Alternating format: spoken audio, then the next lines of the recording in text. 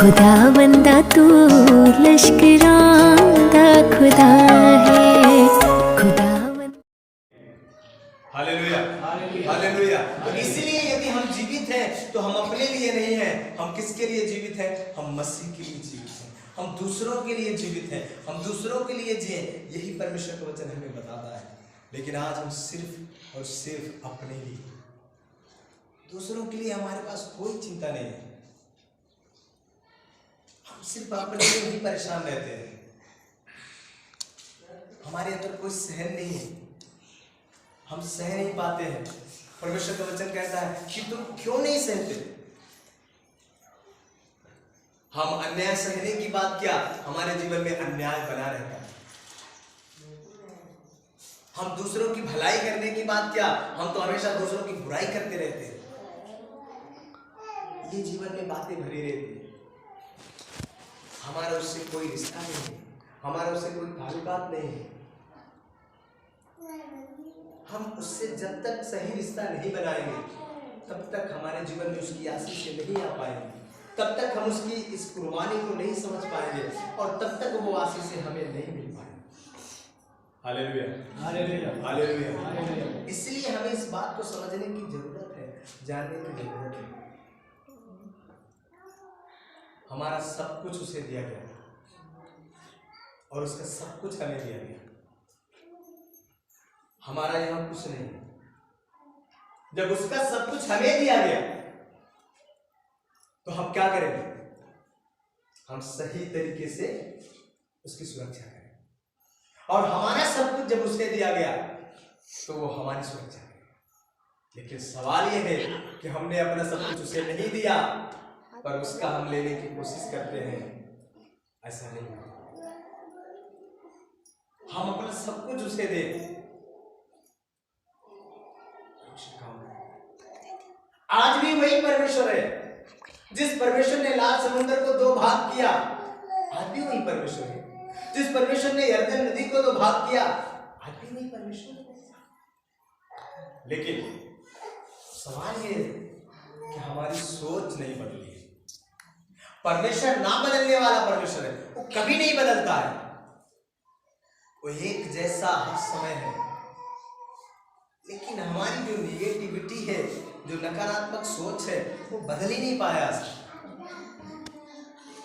जिस परमेश्वर ने 100 साल में अब्राहम को बेटा दिया, वही परमेश्वर आज भी है। जिस परमेश्वर ने शद्रक मेशक अबेदनगो को आग के भट्टे से बचाया, वो ऊपर से नहीं बचा सकता था क्या? ऊपर से नहीं बचा सकता था, लेकिन आग के भट्टे में उतरने की क्या जरूरत थी? सोचिए, जो परमेश्वर आग के भट्टे में उतर करके और उनकी रक्षा कर सकता है, क्या वो बाहर से नहीं बचा सकता? उनको बचा सकता था, लेकिन वो क्यों उतर गया? क्यों उतर गया? उसने दिखाया होंगे तो मैं सिर्फ तुम्हारी सुरक्षा नहीं, तुम्हारे साथ चलूंगा। हालेलुया। इस बात को दिखाया कि मैं सिर्फ तुम्हारी सुरक्षा ही नहीं, तुम्हारे साथ चलूंगा जब परिस्थितियां विपरीत हो जाए। लेकिन कई बार हम समझ नहीं पाते। वो ऊपर से भी बचा सकता था, लेकिन शद्रक मेशक अबेदनगो के साथ आग के भट्टे में चला और दिखाया कि देखो, जब तुम विपरीत परिस्थिति में हो जाओगे, जब तुम समस्याओं में हो जाओगे, उस टाइम में मैं तुम्हारे साथ रहूंगा। जो दर्द तुम्हें होगा वो मुझे भी होगा। और वो रहा। क्या वो परमेश्वर बदल गया?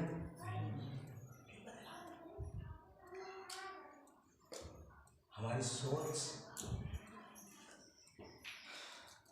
सोच आज भी नहीं बदल पा रही। उसी पुरानी सोच को हम लेकर घूम रहे हैं। वही पुरानी बातें हमारे जीवन में आज भी है। हमने अपने पुराने मनुष्य को उतारा ही नहीं। हम भर्तिमई के बारे में सुनते हैं। उस टाइम पे होता क्या था कि एक काला कपड़ा उनके ऊपर डाल दिया जाता था और वो काले कपड़े को डाल करके और वो क्या करते थे? बैठा करते थे भीख मांगने के लिए। लेकिन वहां पर जब यीशु मसीह ने उस व्यक्ति को बुलाया, उस अंधे भिखारी को बुलाया, तो सबसे पहले उसने एक काम किया, अपने उस काले कपड़े को फेंक दिया। लिखा है उसने अपने कपड़े को फेंक दिया। इसका मतलब यह है कि अपने उस पुराने मनुष्यत्व को फेंक दिया, उसके ऊपर जो मोहर लगाई गई थी कि तुम भिखारी हो, तुम बेगर हो, और उसने उस मोहर को हटा दिया सबसे पहले, और वो यीशु के पास है। हमारे और आपके जीवन में पता है क्यों परमेश्वर काम नहीं करते? आज भी हम वही लिबास, वही वस्त्र धारण किए हुए, हमने अपने पुराने मनुष्यत्व को हटाया ही नहीं। संसार की मोहर हम लगा के रखे तो परमेश्वर पूछता है, बेटा किधर लगाऊं मोहर? यहां तो पहले से लगी हुई है। सबसे पहले उस मोहर को हटाने की आवश्यकता है। आप हटाएं उसको तो परमेश्वर अपनी मोहर को लगाएंगे, लेकिन हम हटा नहीं पाते, हटा नहीं पाते। आज भी वही बात है, आज भी वही समस्या है, आज भी वही परेशानी हमारे जीवन में बनी रहती है, क्योंकि हमने उसको जाना नहीं, हम उसको जान ही नहीं पाए। और जब हम उसको सही तरीके से जान लेंगे तो हमारे अंदर कोई उलझन नहीं होगी, हम आनंदित रहेंगे हर समय, हर परिस्थिति में। हमें ये भरोसा रहेगा, कोई बात नहीं, परमेश्वर तो है ना हमारे। हर परिस्थिति में, हर परिस्थिति में हमें ये लगेगा तो है हमारे। क्यों दानियल घबराता नहीं था? क्योंकि वो जानता था वो है ना, वो देख लेगा, इसलिए नहीं घबराता था। लेकिन हम इसलिए घबराते हैं क्योंकि हम बिलीव ही नहीं करते हैं कि वो है हमारे साथ, इसलिए घबराते हैं।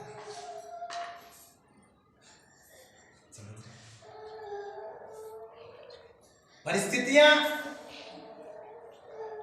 इसलिए हमारे जीवन में आती है ताकि हम जान पाए कि वास्तव में वो हमारे साथ है। इसीलिए शद्रक और मेशक अबेदनगो के साथ परमेश्वर चला, उनके विश्वास को देखा। जब उन्हें आग के भट्टे में डालने की बारी आई तब उन्होंने कहा कि हे राजा, मैं जिस परमेश्वर की आराधना करता हूं, इस आग के भट्टे से क्या परंतु तेरे हाथ से भी छुड़ा सकता है, परंतु यदि नहीं भी छुड़ाएगा तो कोई बात नहीं, परंतु तुम्हें मालूम होना चाहिए कि तेरी खड़ी कराई हुई मूरत को हम दंडवत नहीं करेंगे। और इस बात को परमेश्वर ने जब जान लिया, जब उनके विश्वास को परमेश्वर ने देख लिया, जब यीशु मसीह ने देखा कि इनका विश्वास तो बड़ा है, तब प्रभु ने कहा, मैं तुम्हें सिर्फ सुरक्षा नहीं दूंगा, मैं तुम्हारे साथ चलूंगा। हालेलुया। और वहां लिखा है कि जब राजा इस बात को देखा तो उसने कहा, क्या मैंने 3 ही मनुष्य को नहीं डाला, फिर इसमें 4 क्यों दिख रहे हैं? और चौथे मनुष्य का स्वभाव मनुष्य के पुत्र के जैसा था। हालेलुया। उसका स्वरूप मनुष्य के पुत्र के जैसा था, अर्थात यीशु मसीह उनके साथ चल रहा। हालेलुया। हमारा और आपका परमेश्वर जब परिस्थितियां विपरीत होती है वो हमारे साथ चलता है, वो हमारे साथ चलता है,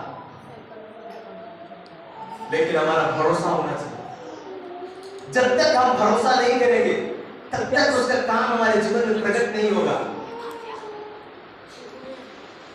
हमें जानने की आवश्यकता है, यदि उस दिन उस नाइन की जो विधवा थी, यदि उस दिन नाइन की विधवा का बेटा मरा नहीं होता तो लोग जानते नहीं कि यीशु मसीह मुर्दों को भी जिंदा कर सकता है। यदि उस दिन उस झील में तूफान नहीं आया होता तो लोग नहीं जानते कि यीशु मसीह तूफान को भी शांत कर सकता है। यदि उस दिन बारिश नहीं हुई होती तो लोग इस बात को नहीं जानते कि यीशु मसीह पानी को भी शांत कर सकता है। यीशु मसीह अपने चेलों उस जगह लेके नहीं जाते थे जहां सब कुछ ठीक रहता था, यीशु मसीह वहां लेके जाते थे जहां सब कुछ बिगड़ा पड़ा था, ताकि चलिए जान मसीह ये भी कर सकता है, यीशु मसीह ये भी कर सकता है, ताकि उन्हें दिखाए कि देखो मैं ये भी कर सकता हूं और तुम भी कर सकते हो। Hallelujah, hallelujah. इसलिए वो लेके जाता था उन्हें ऐसी जगह। जब कभी भी ऐसी सिचुएशन में हम आए, जब कभी भी हमारे और आपके जीवन में ऐसी परिस्थितियां आए, तो आप समझ लो यीशु मसीह ये बताएगा कि देखो हम ये भी कर सकते हैं, देखो हम तुम्हें इस समस्या से भी छुटकारा दे सकते हैं। जब भी आपके जीवन में कोई ऐसी परिस्थिति आए, कि यीशु मसीह अपने चेलों को कभी ऐसी जगह में लेके नहीं गया जहां सब कुछ ठीक ठाक रहता था। वो हमेशा उनको वहां लेके गया जहां सब कुछ बिगड़ा हुआ रहता था। हम यदि उसके चेले हैं तो हमें भी वो ऐसी जगह में लेकर के आया है जहां सब बिगड़ा हुआ है। अब वो बनाएगा। हालेलुया। वहां आपको विश्वास करने की जरूरत है। ये बिगड़ा हुआ है, अब वो बनाएगा। अब उसकी बारी है बनाने की। Hallelujah, hallelujah. जब बिगड़ेगा तब वो बनाएगा, तब आप जानेंगे यीशु मसीह बिगड़ी को भी बना सकता है। Hallelujah, hallelujah, hallelujah. वो हमारे औलाद के लिए इसलिए मरा ताकि हम जीवन प्राप्त करें। वो हमारे औलाद के लिए इसलिए कोड़े खाया ताकि हम चंगे हो जाएं। यदि वो मरा नहीं होता तो आज हम यहां नहीं होते। वो मरा इसलिए हम यहां हैं। Hallelujah, hallelujah, hallelujah, hallelujah, hallelujah. हमारे औलाद के लिए मर गया, बलिदान हुआ और जी उठा। इस बात को हमें समझने की आवश्यकता है। आज एक वचन को पढ़ेंगे, पढ़िए रोमियो 4:25 वचन को पढ़ें।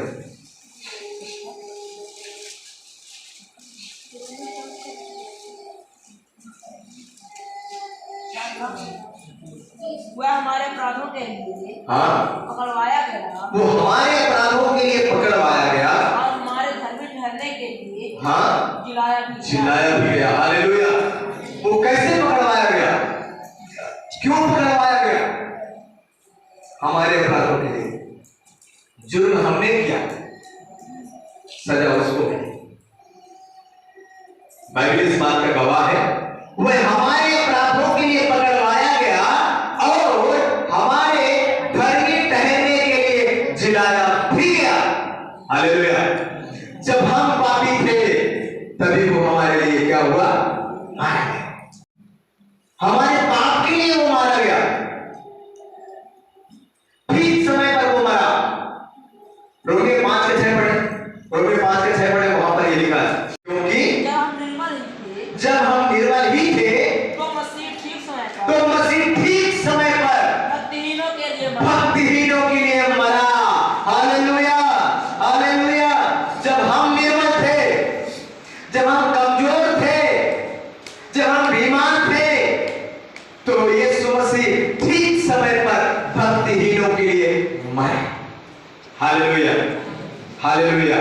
और हम 4:25 में देखते हैं वह हमारे अपराधों के लिए पकड़वाया गया। हमने जुर्म किया, हमने पाप किया, हमने गलती किया, लेकिन सजा किसको मिली? यीशु मसीह। और जब हमारे ही अपराधों के लिए वो पकड़वाया गया तो आगे लिखा है तो अपने, तो वहां पर लिखा है और हमारे धर्मी ठहरने के लिए जिलाया भी गया। हमारे कारण वो मारा गया, पाप के कारण, तो हमें धर्मी ठहराने के लिए वो जी भी उठा। Hallelujah, hallelujah. ये बात हमें समझना है। हालेलुया। यशायाह की पुस्तक जब हम पढ़ते हैं वहां पर बहुत, यशायाह 53 अध्याय को पढ़ेंगे, वहां पर यीशु मसीह के बारे में बहुत सारी बातें हम देख सकते हैं। निश्चय उसने हमारे रोगों को सह लिया। हालेलुया। वो किसको सह लिया? हमारे रोगों को सह लिया, हमारी बीमारियों को सह लिया, ताकि हम सब क्या हो जाए? चंगे हो जाए।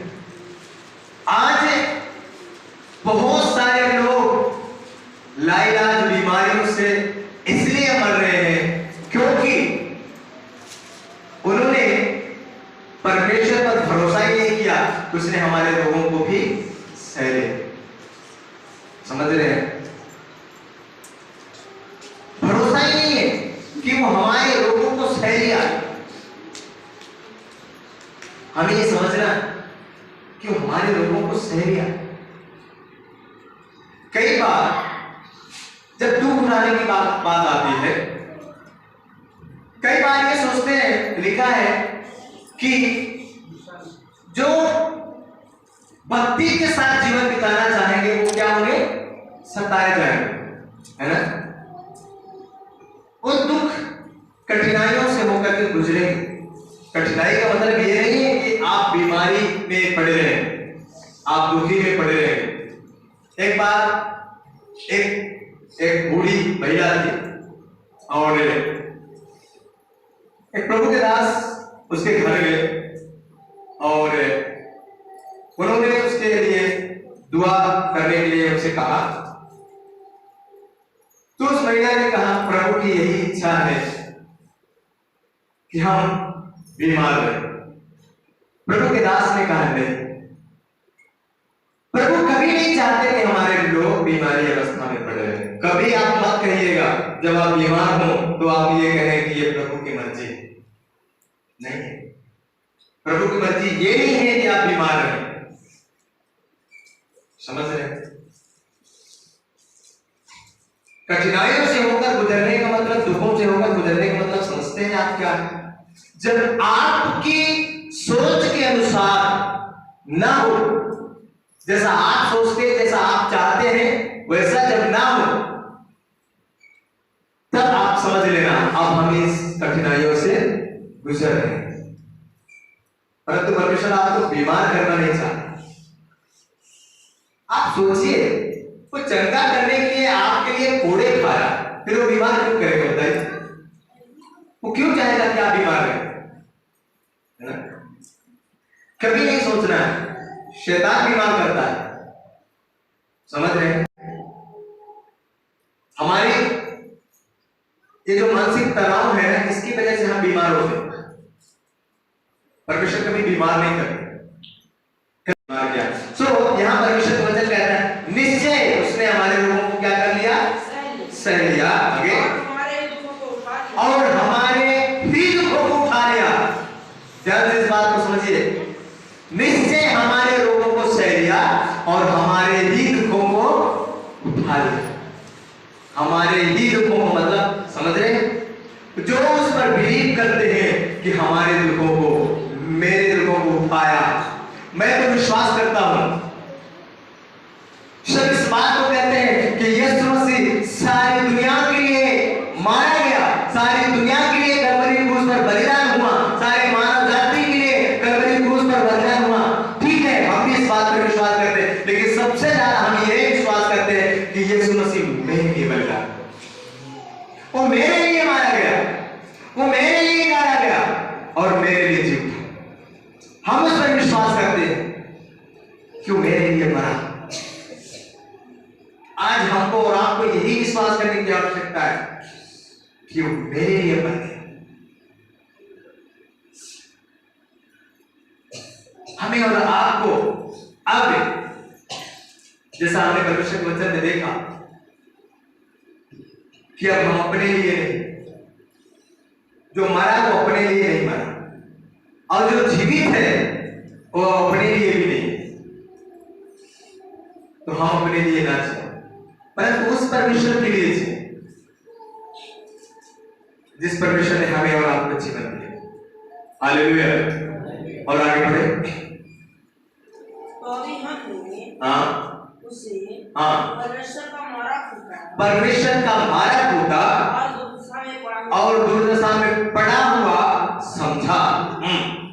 परंतु वह हमारे ही अपराधों के कारण, परंतु हमारे ही अपराधों के कारण घायल किया गया। वह हमारे प्रभु यीशु मसीह निष्पाप थे, निर्दोष थे, कोई भी उनके अंदर कलंक नहीं था, कोई भी दोष नहीं था, परंतु हमारे ही अपराधों के कारण वो घायल किया गया। वह हमारे धर्म के कामों के कारण, वो हमारे अधर्म के कामों के कारण कुचला गया।